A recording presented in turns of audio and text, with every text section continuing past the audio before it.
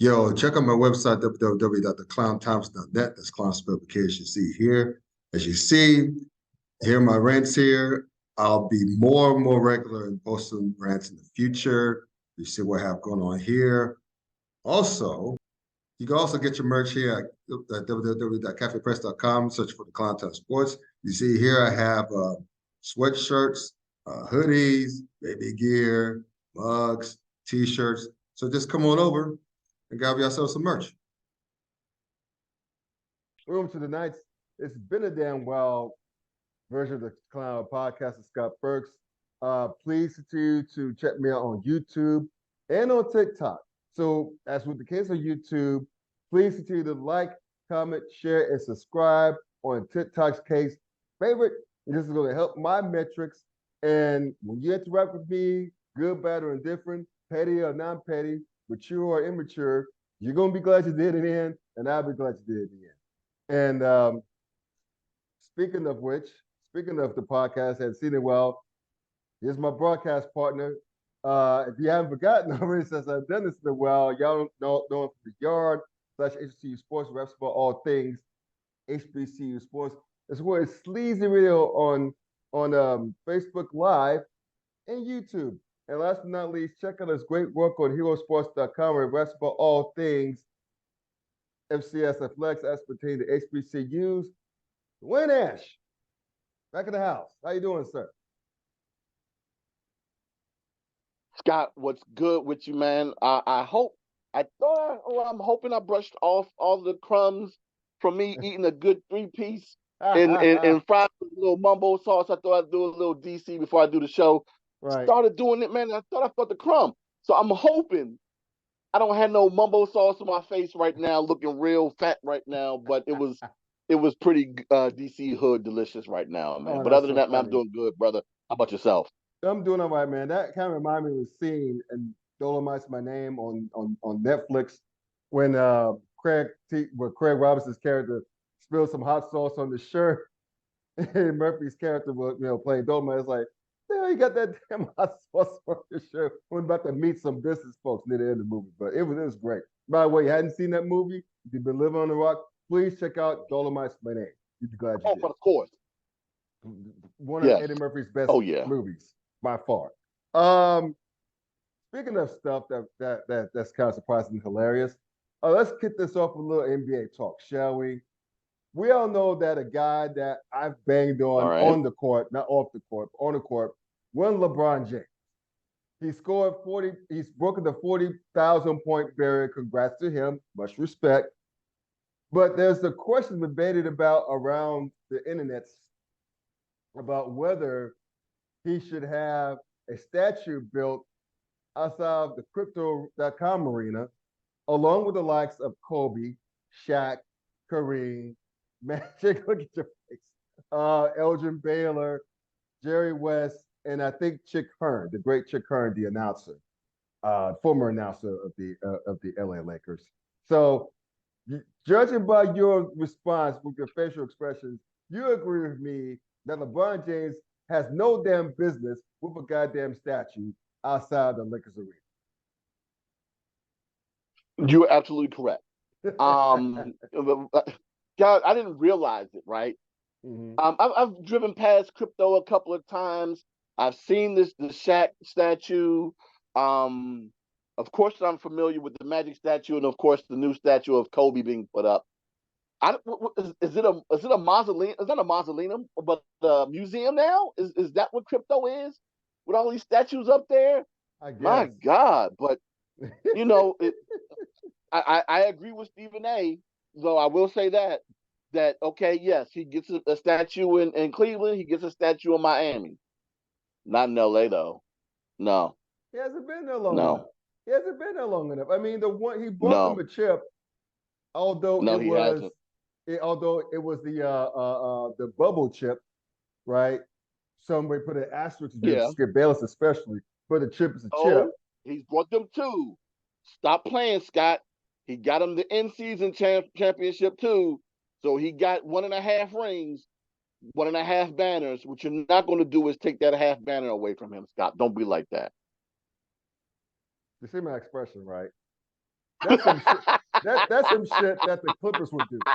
The Lakers shouldn't be doing that shit. I bet, you know what I bet what happened? I bet Adam Silver, the commissioner, got to Jeannie Buss, the owner of the Lakers, and said, please, I beg you, please, take this shit seriously because many of the fans are not. Being the team are not, outside of maybe the Indiana Pacers. But that's about it, right? The Indiana Pacers, by the way, who lost to the Lakers in the title game of the NCAA tournament. But the point is I've heard this on sports talk, like debate shows.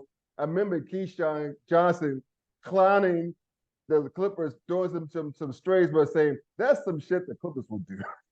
Post the banner of the NCAA tournament. That's something that the Clippers would do.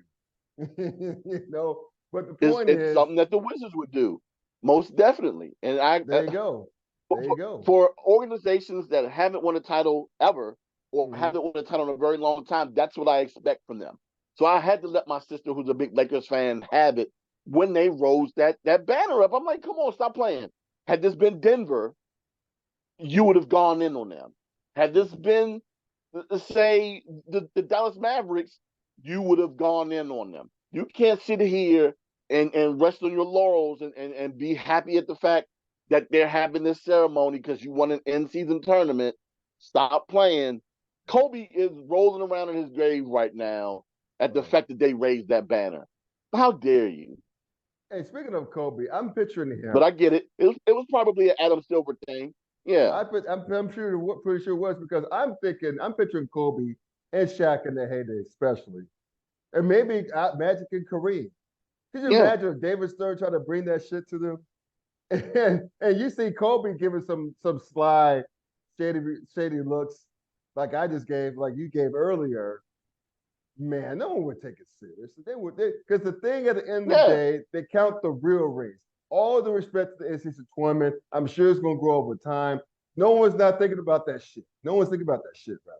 No one is thinking about that. So the point is, I'm trying to say is, and many Lakers, not Lakers legends per se, but maybe some former players, they've said LeBron's not a real Laker. He's not. He hasn't been there for. Hey, this is what, fifth season?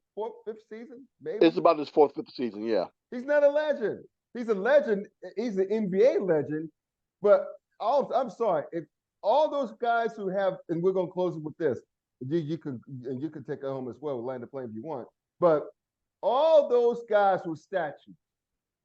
There's only one team. Even Shaquille O'Neal, brought over through free agency from the Orlando Magic, played for other teams while he was out of his prime, outside of the Miami Heat, maybe. But the point is, and even Kareem, he was a former Bucks player. He started with the Milwaukee Bucks, got traded to the Lakers. But even with both those guys, if you mention their names, the first team that's going to come to your mind, to anyone's mind, I guarantee you, would be the Lakers. LeBron's name, Cavs, maybe the Heat as well. But definitely the Cavs. You're not going to think about the Lakers.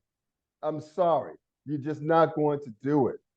So, again, much respect to LeBron breaking the 40-point plateau, even though I think it's a bunch of stat padded at this point because they're not going anywhere. But, 40,000 points is 40,000 points. Yeah. But he shouldn't be getting no damn statue. Not in LA. Cleveland, yes. Miami, probably. He probably deserves it there because he brought them two titles. But LA, he hasn't been there long. He's not a Laker. He's not a Laker. That's all there is to it. All right, man. No. Now I'm gonna go ahead and guide you just a little bit. Yeah. As the plane has landed. I won't say that it's stat padding. This dude has been doing a lot of this. Well, not a lot of it, but he's been rather consistent after the age of 30. Sure. Especially as we're looking from ages 35 to 38 right now, I would say 32 to 38, the ages in which he's been a Laker, right? Right. He has done something that we haven't seen before, which is being a guy of his size, playing as long as he has. I understand, he's doing the restricted minutes thing. I get that too. But he's been rather consistent scoring-wise too. Again, something that is completely amazing, and we haven't seen it before. And the technology lends itself to saying that we'll continue to see it. Right. But I don't see anybody else with this type of work ethic at his age right now that is equally as good. So I will give him that. That's one of the things I will most definitely give LeBron stands for on that is his ability to continuously play ball on the level of which he's been doing at this late stage of his career. But to agree with you on that fact of whether or not he deserves a statue outside of crypto, no. No. Period. End of discussion. All right, before we get to our HBCU portion of the podcast, here's your with our sponsors. That's BetUS.com. Solicitor Sports Bettors. Your favorite sports book, BetUS.com, is back for our 30th year of NFL action, about to be 30th year of NFL action. So with the industry's biggest sign bonus up to 200%, BetUS offers our members the opportunity to cash in on all your favorite sports, including NFL, UFC, and MLB. So if you're looking for live in-game betting, incredible odds with daily odds, boosters, props, and parlays, got them. And how about fast payouts and exceptional one-on-one customer service? We got that too. So log into BETUS.com or call 800-792-3887. That's 800-79-BET-US. Use the promo code TKT for the Klown Times as well. BetUS.com, where the game begins. All right, so let's close the show with some HBCU talk here. So we're going to start with our beloved MEAC. As the NCAA tournament is approaching, the D1 style. So we're gonna start with the MEAC. Why? Because F the SWAC. That's why. But at any rate, let's talk women's basketball first. we just got that now. Okay. Norfolk State running away with the MEAC in the regular season, right? So they're 23-5 overall, 12-1 in conference play. Howard's right behind them at 10-3, but sub 500 record overall. Is there any reason for any team to have a chance of an upset over Norfolk State come conference tournament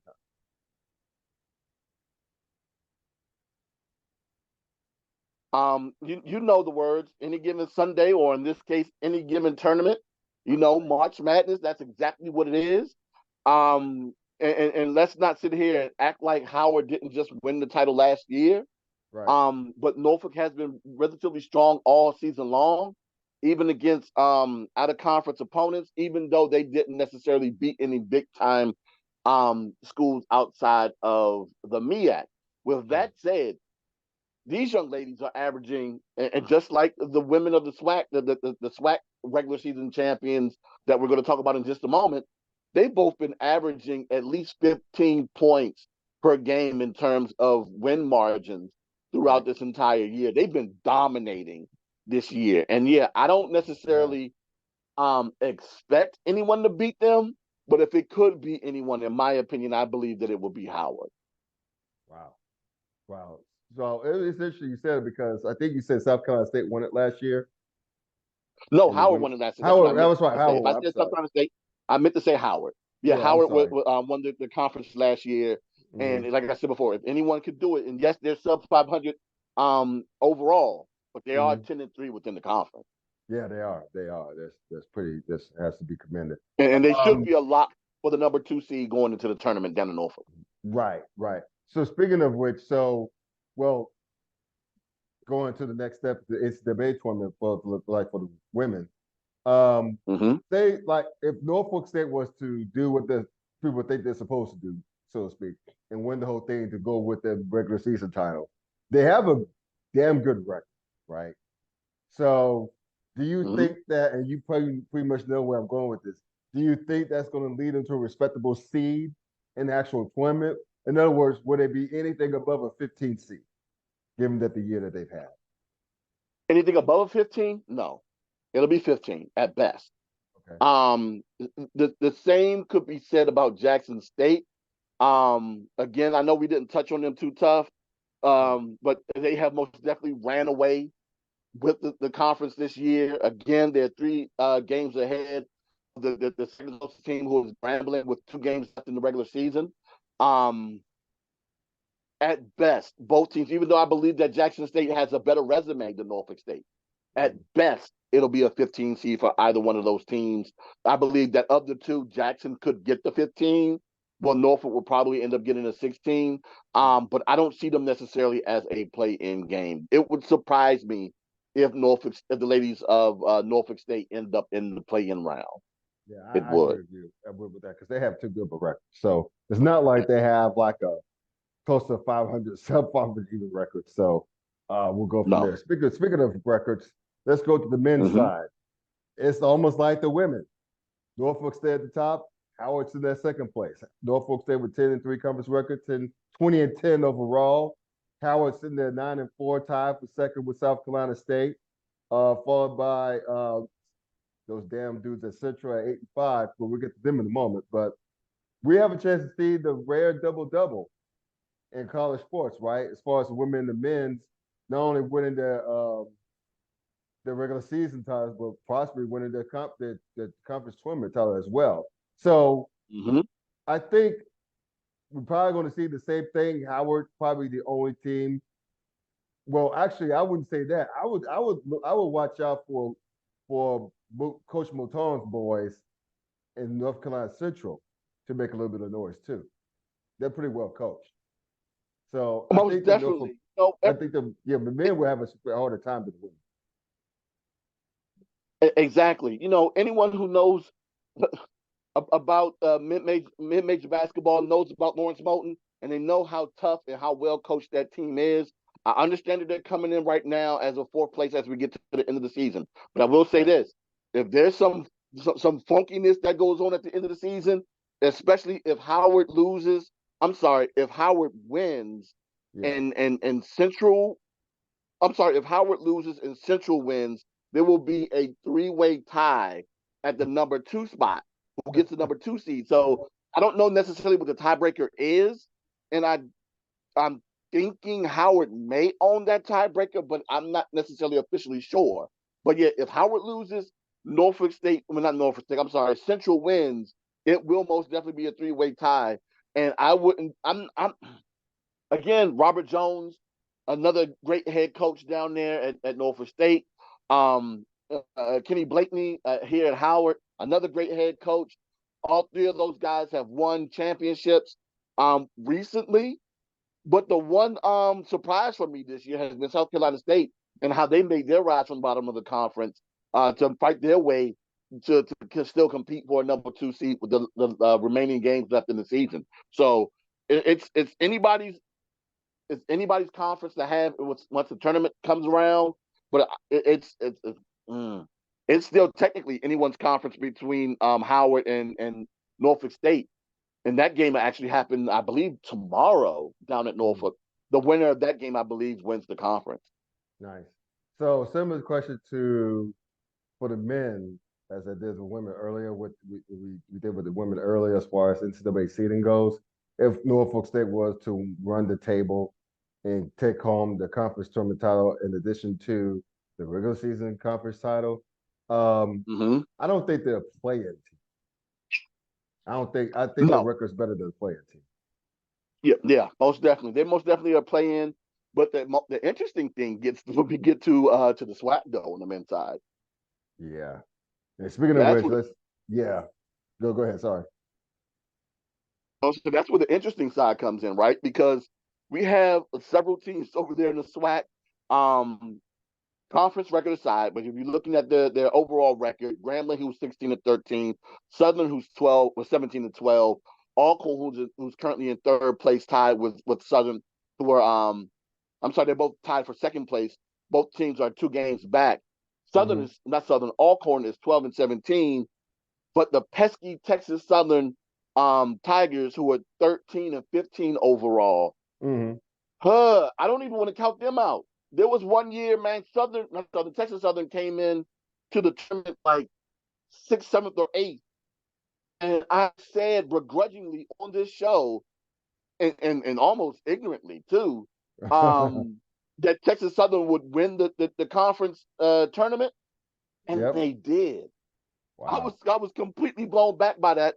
But they're a well-coached team, and I don't know if they necessarily take the regular season that seriously. I know the head coach would probably say differently to me, but I don't know if it's necessarily a done deal yet, but Grambling most definitely has the head-to-head record over the teams that are behind them in Southern and Alcorn, but they haven't been named the conference champions just yet.